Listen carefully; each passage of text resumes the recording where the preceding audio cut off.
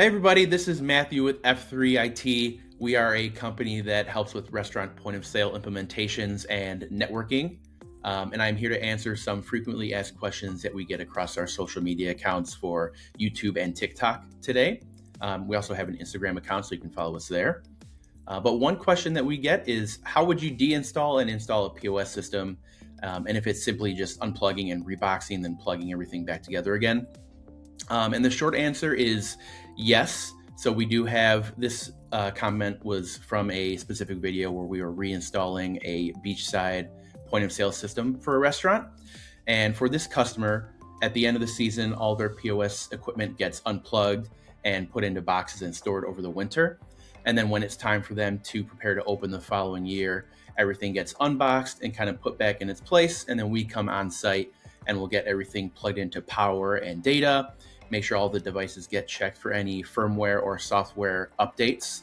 And then all devices get tested once again to make sure that they're all still functional after having been sitting in those boxes over the winter period. So we go through and double check to make sure all tickets are printing where they need to. We double check cash drawers are opening, card readers are opening, and all of the networking and Wi-Fi is working for them, so we can ensure that their launch for the season is as successful as it can be. Another question we get on YouTube, there was a question about the make and model of the toner that one of our techs was using. And that one was the Noyafa NF8506 tester. And we allow our techs to get whatever toner that they feel is kind of best for the job. And especially if one breaks after many years of use, they can go and get whatever one they like.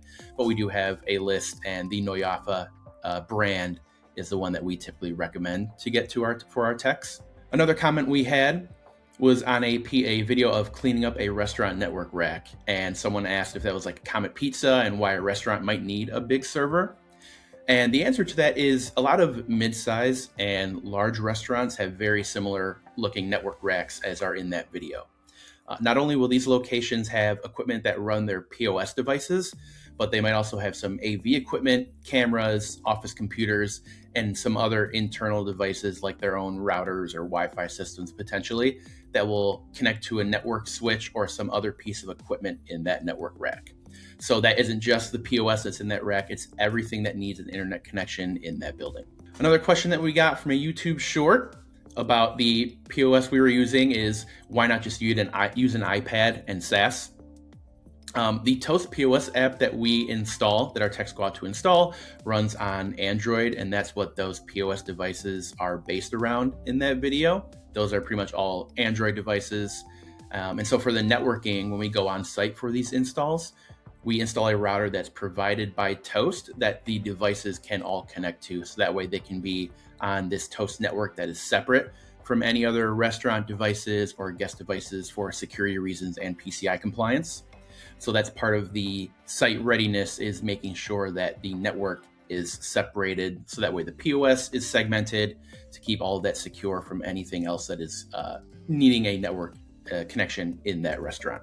Another comment we got on our YouTube is asking if most SMBs run on unmanaged switches, and if this is true with our experience with new clients.